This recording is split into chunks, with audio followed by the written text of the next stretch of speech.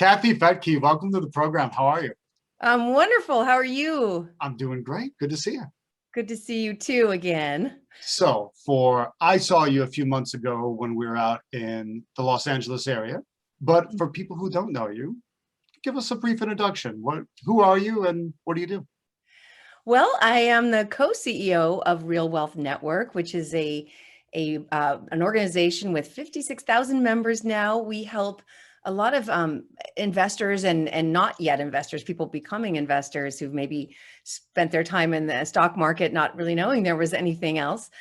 So we help people acquire cash flowing assets in places that maybe cash flow better than where they live, which is generally out of state.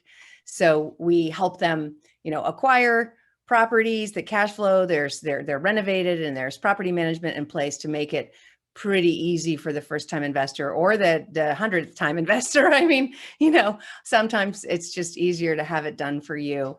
And that's what we do. And we also provide a tremendous amount of free education.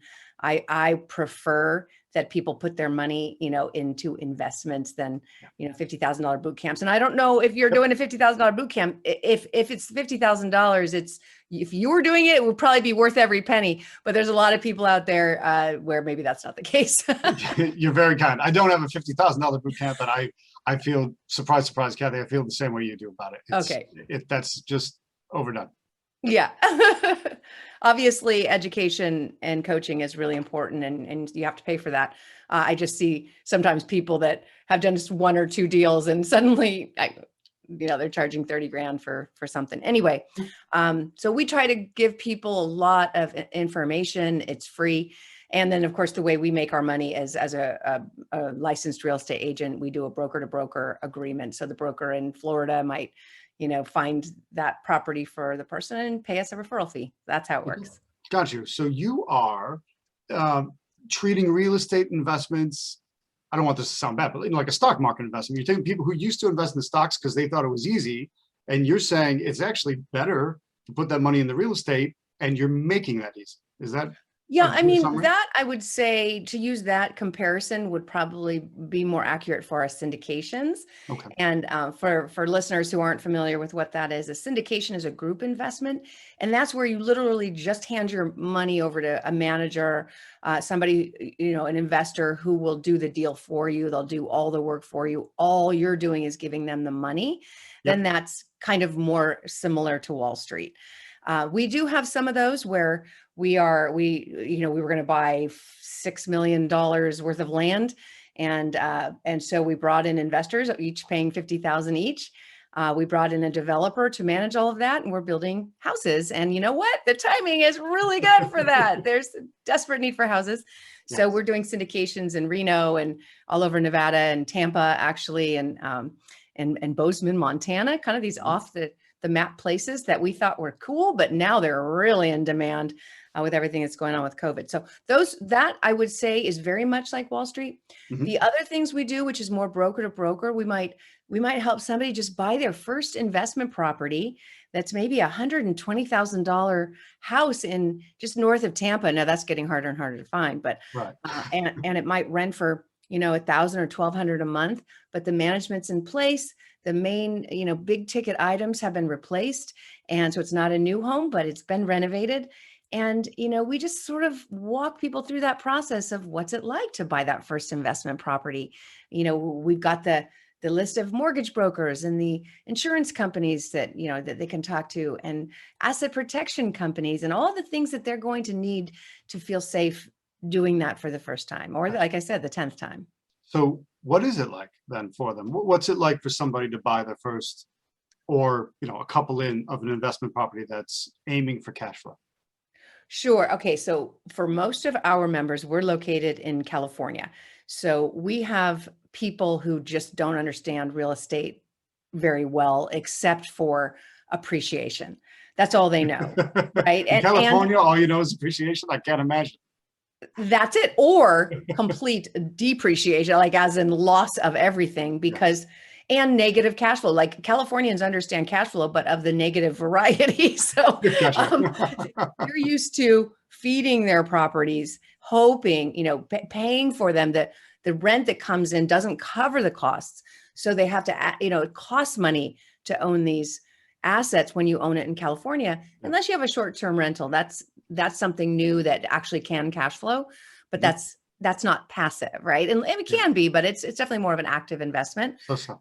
Yeah. So somebody might have bought a property, say in 2009, because they saw what a great deal it was and they were smart and they had the ability. And that property may have tripled in value, quadrupled possibly in the last 10 years. So they might literally be sitting on $1 million property.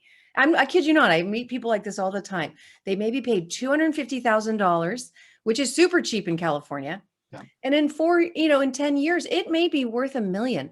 Now they may be still making about $2,000 to $3,000 a month in rent on that. Now, when they paid $250,000 for the property, getting $2,000 a month in rent is pretty good, right? Yeah.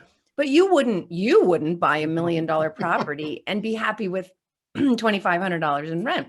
Nope. You know that would be negative cash flow.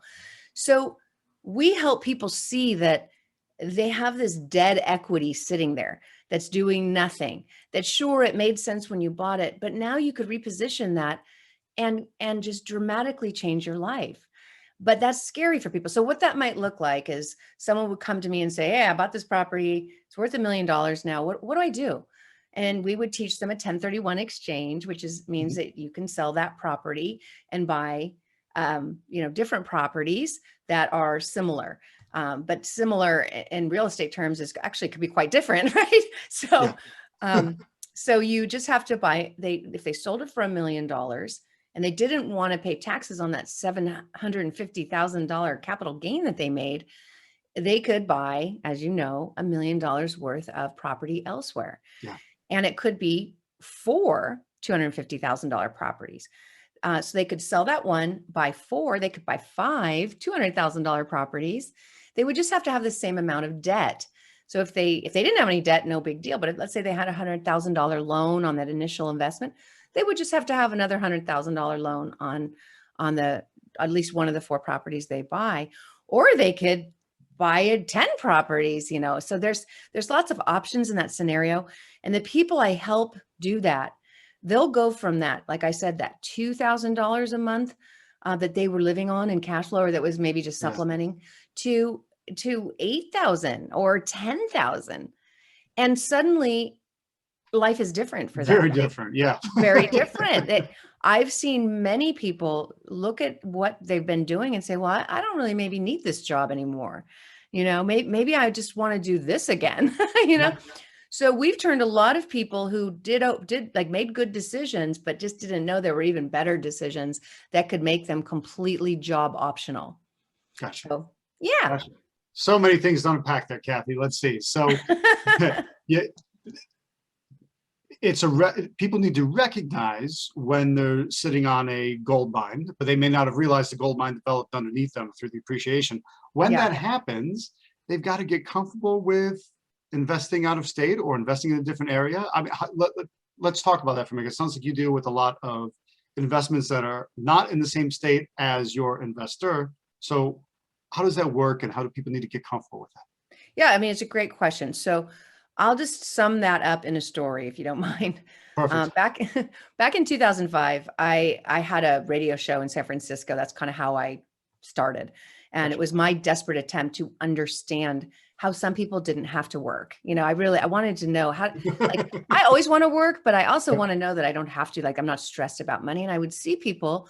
So I wanted to interview them, and having a radio show in San Francisco, they would talk to me about it.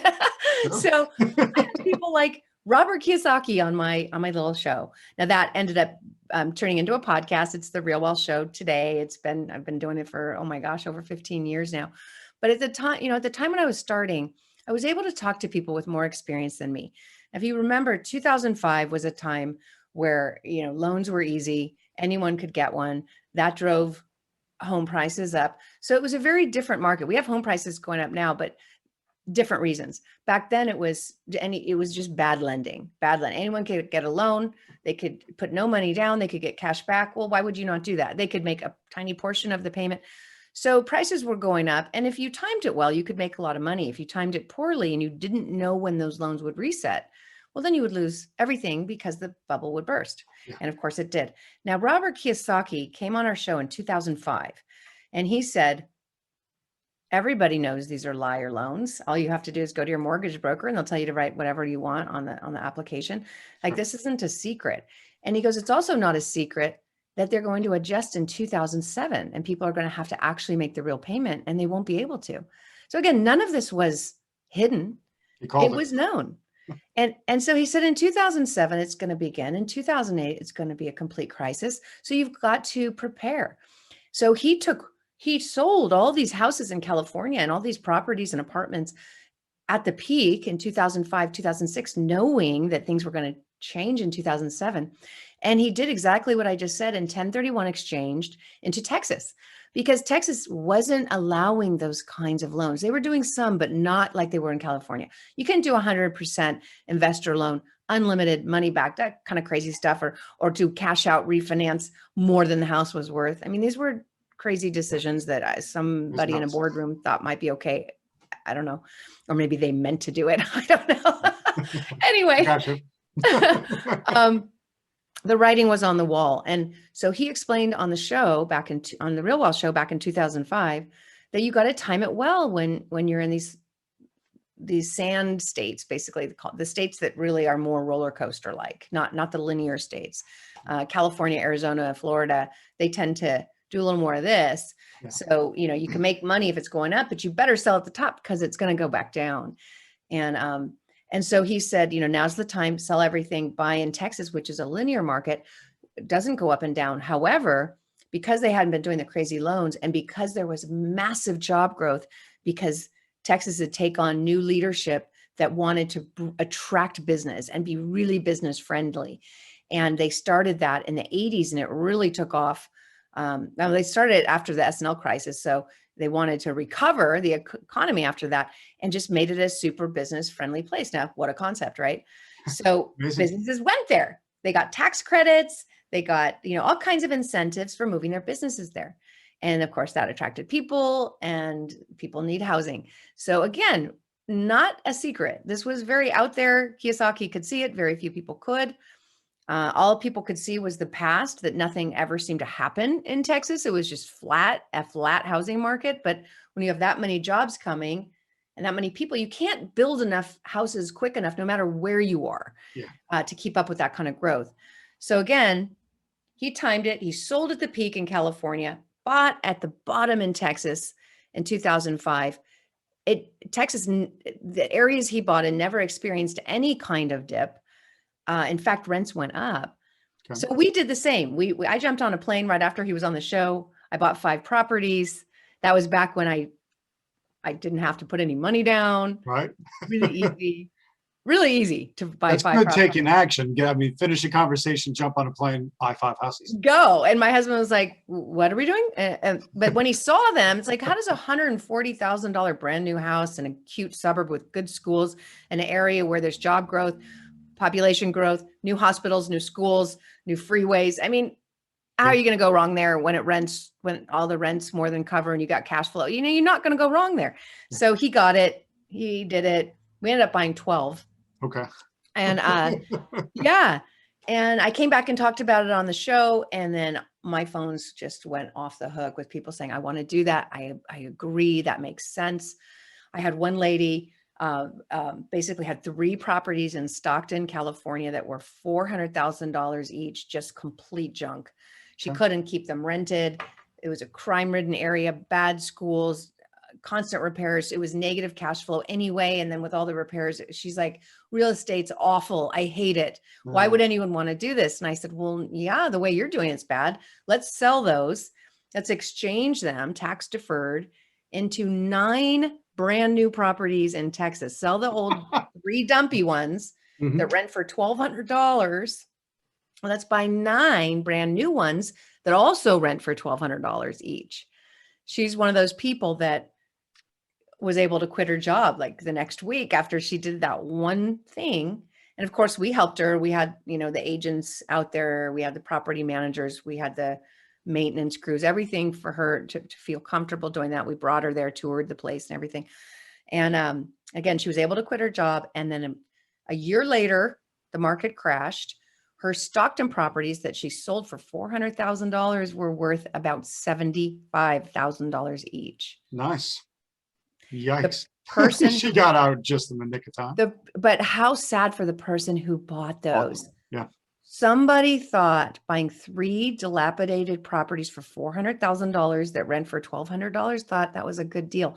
That's what I teach today. He's like, don't do that. Don't be that guy. Yeah. So moving the money in a different state in that case makes sense. I think people see that it makes sense.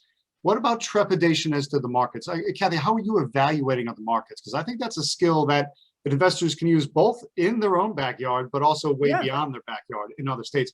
What are you looking for to evaluate a market?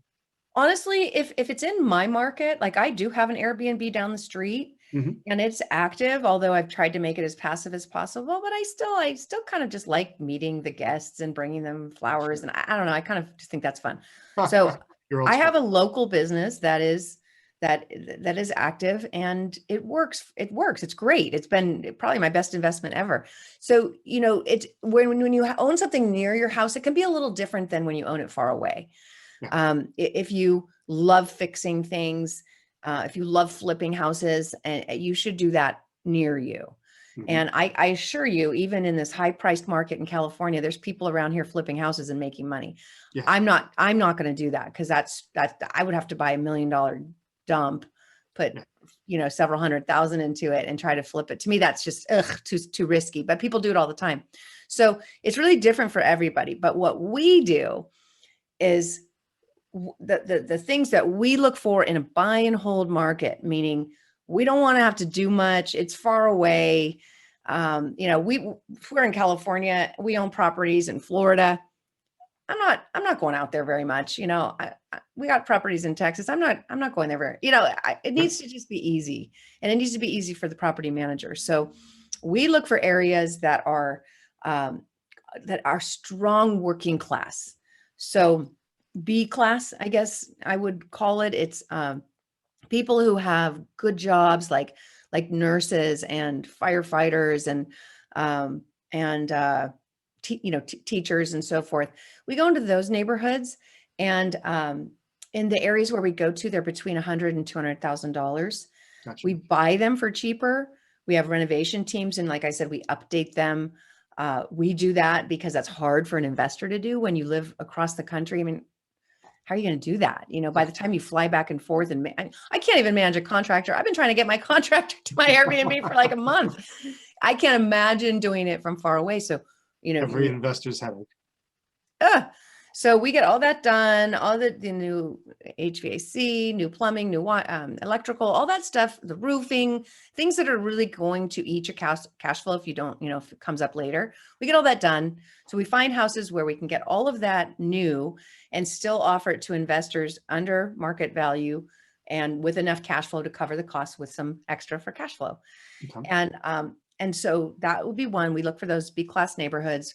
But we also, because I'm from California and I love also appreciation, cash flow is nice, but I like to see prices go up. Yeah. So I like to know that this area is up and coming. So some people love to invest in places like Jackson, Mississippi, and no offense to Jackson, Mississippi, I just don't think prices ever really go up much there.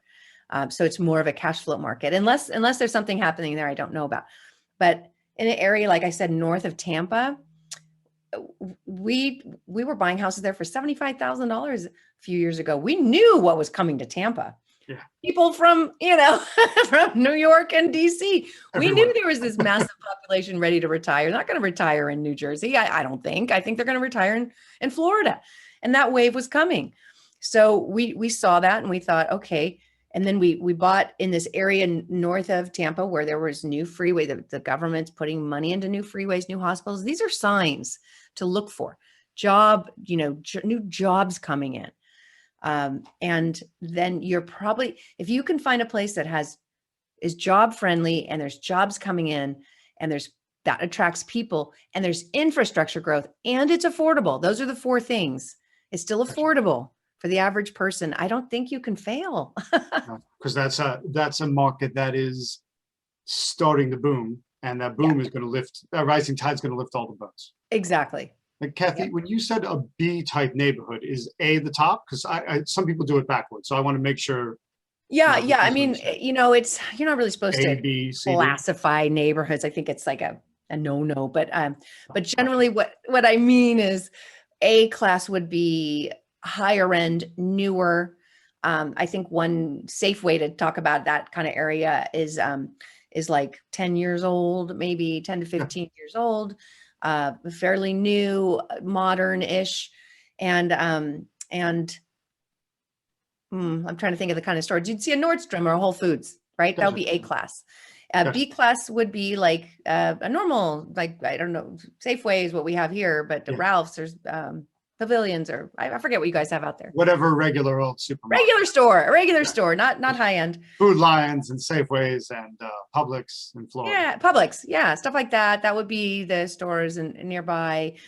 You would see a little bit older homes, maybe 20 to 30 years old, neighborhoods that are kind of grown. This doesn't mean that they're low end by any means. They're just more established neighborhoods.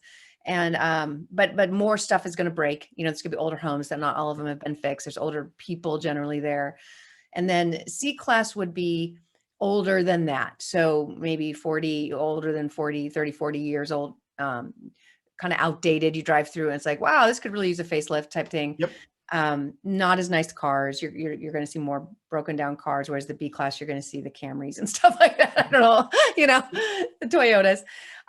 So, and then, but I like C class too. I think that can be good areas. It's really the C minus and D neighborhoods that I won't go near personally. That tends to be higher crime. Yeah. Just higher crime is the big thing, and not people aren't necessarily working on a lot of jobs there. Gotcha.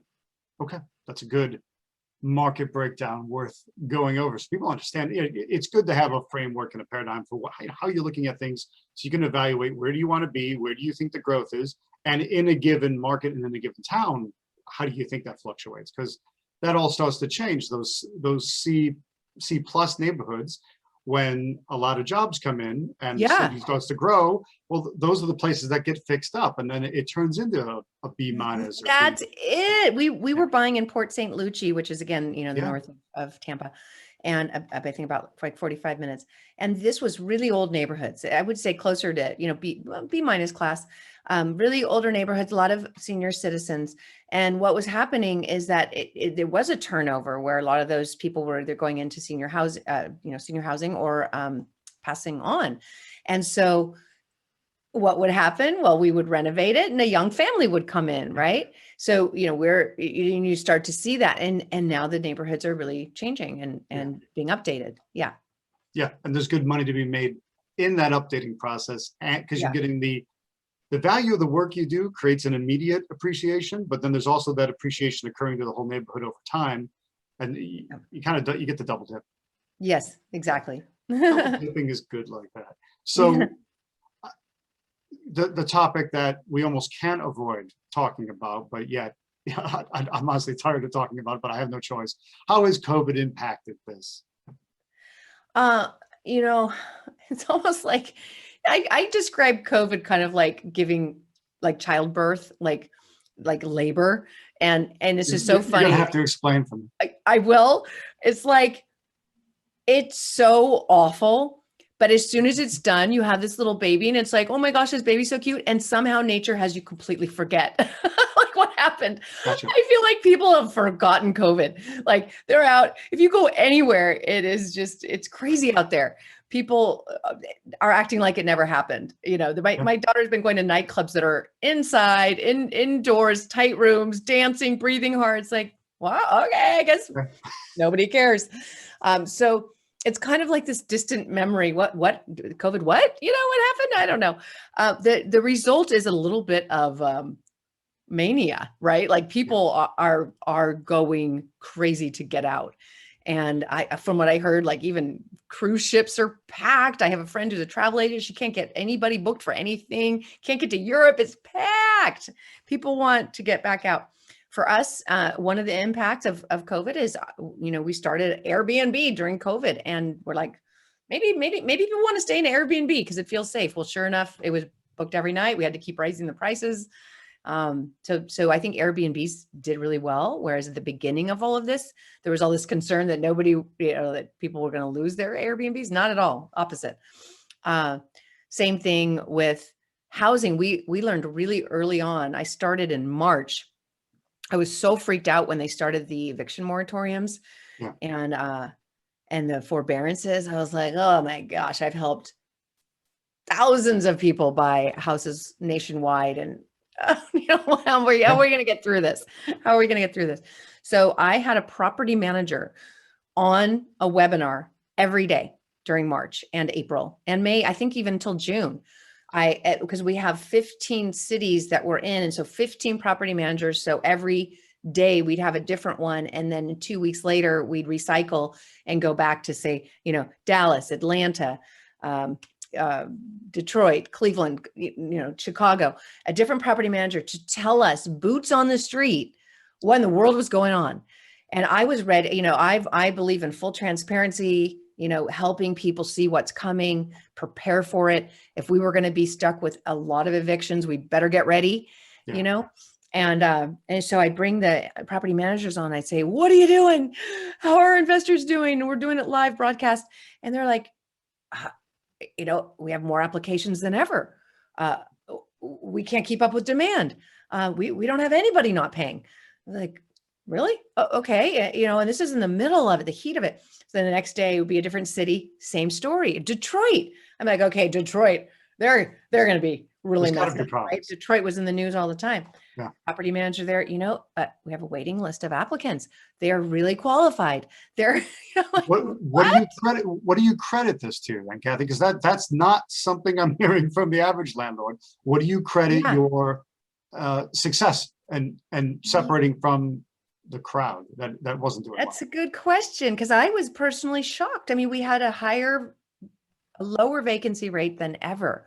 I think the reason is that we've always picked, like I said, the B-class neighborhoods, nice homes. We fix them up. We make them safe. They're beautiful, and they're in good neighborhoods. They're in the median price range. We were just below what the hedge funds were buying.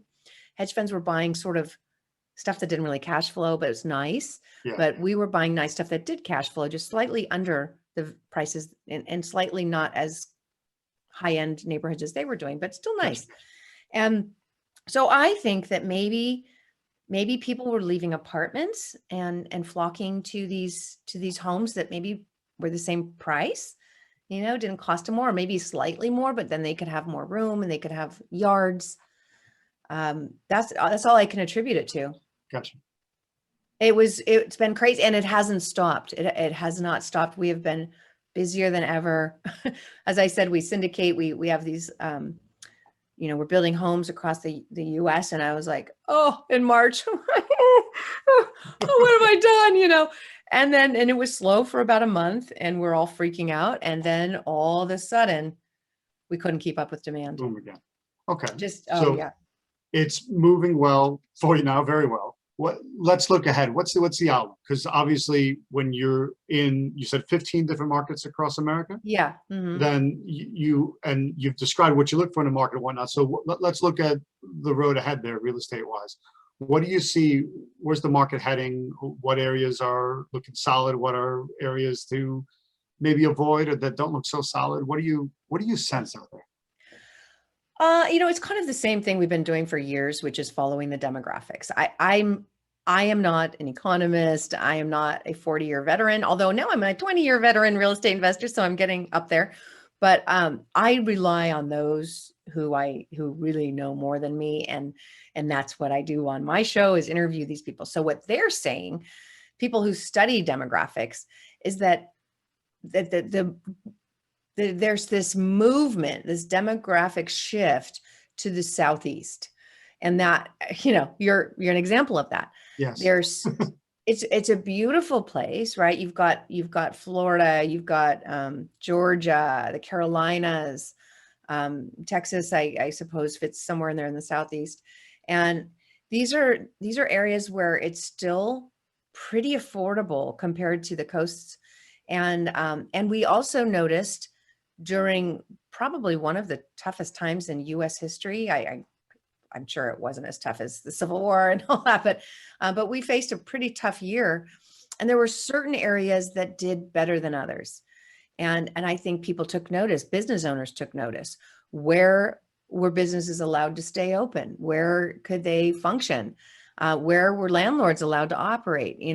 Where could home builders still build so that, there's not such a housing crunch?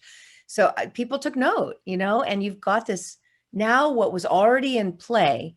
Now this demographic shift to the Southeast where there were jobs and it was already cheaper and nice, like who doesn't want to live on the beach? People go on vacation on Florida. Why not live there? That has just accelerated because of COVID. So what was already in place has accelerated. There was already a work from home thing. At Real Wealth Network, we have been a remote company for 10 years because Rich and I wanted to live near the beach. Our office was up in San Francisco. We were done with that. So we kept the office there, but we left. And then the rest of our employees were like, wait, if you're going to live where you want, we want to live where we want. We want to go too. Office down. All of a sudden we had $5,000 more a month, because that's what that office cost. I think it was going up to $7,000.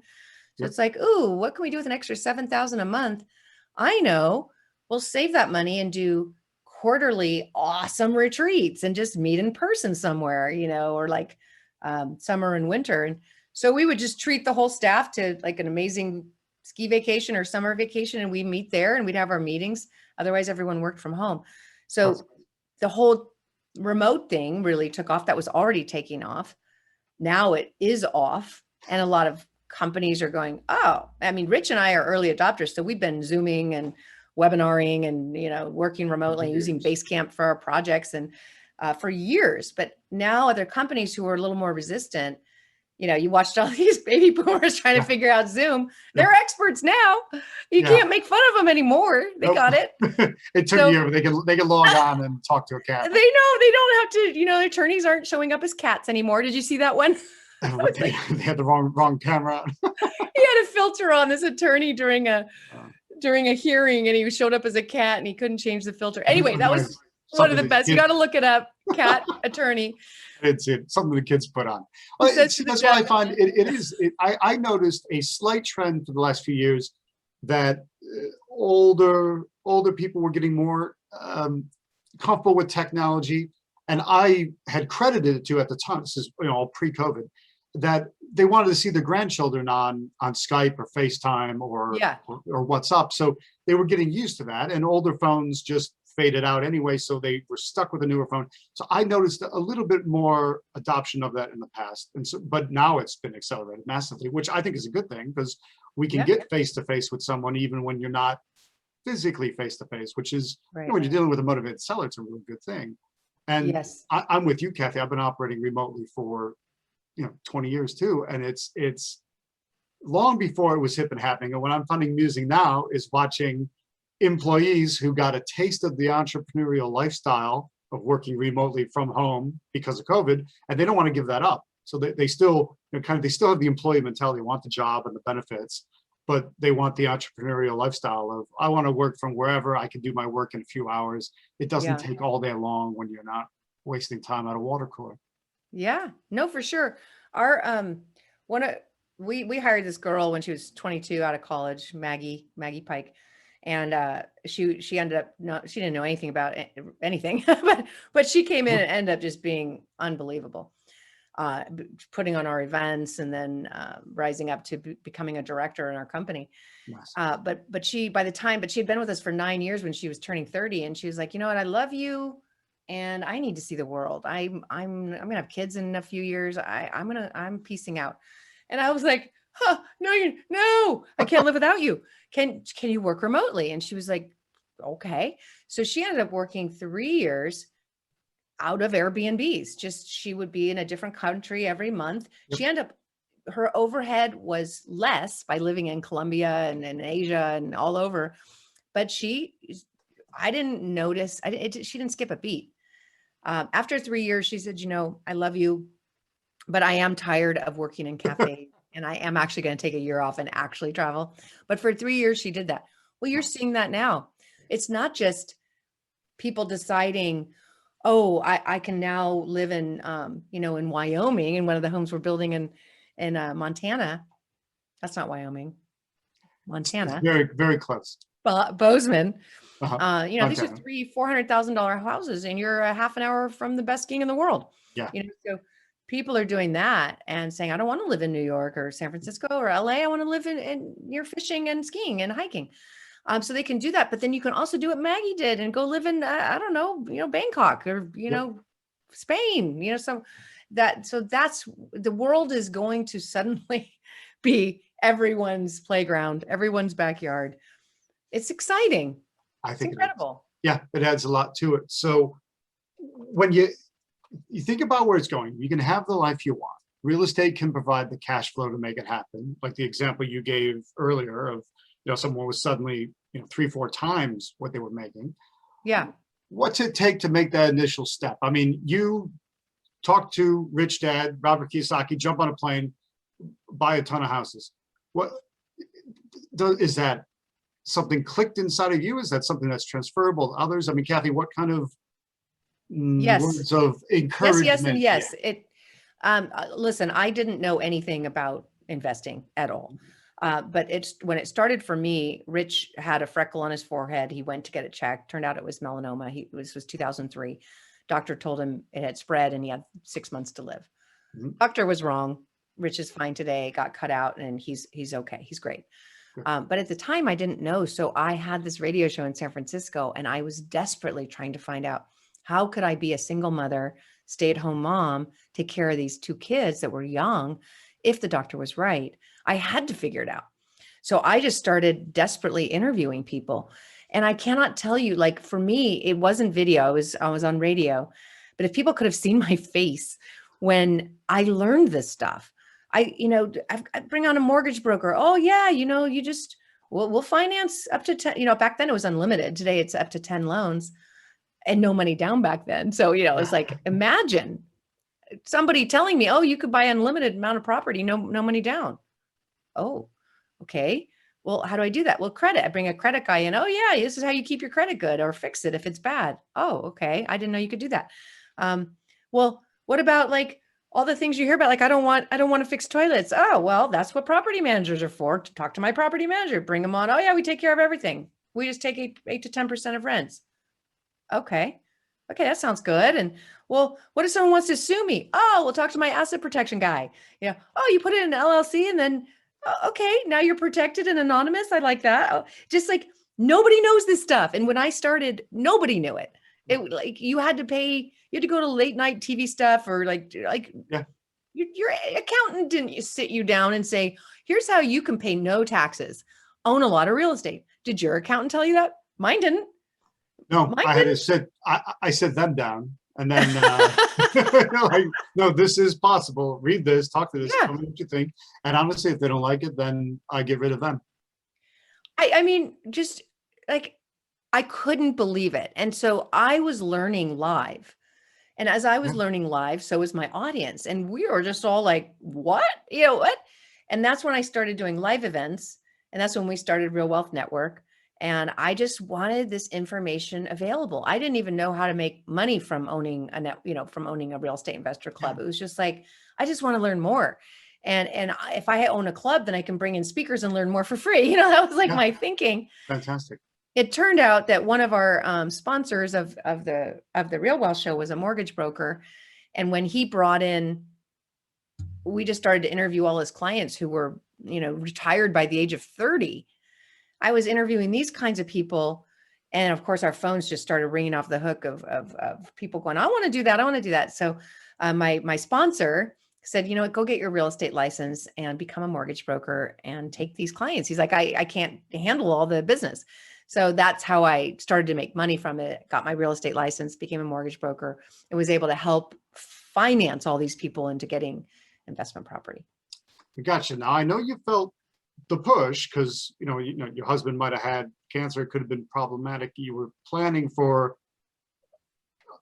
a not very good time, and thank God it didn't work out that way. But how do you wade into an area? Because most people would say, well, oh, I hear this and this is possible and that's possible, but is it really possible? I mean, Kathy, how did you cast your doubt aside?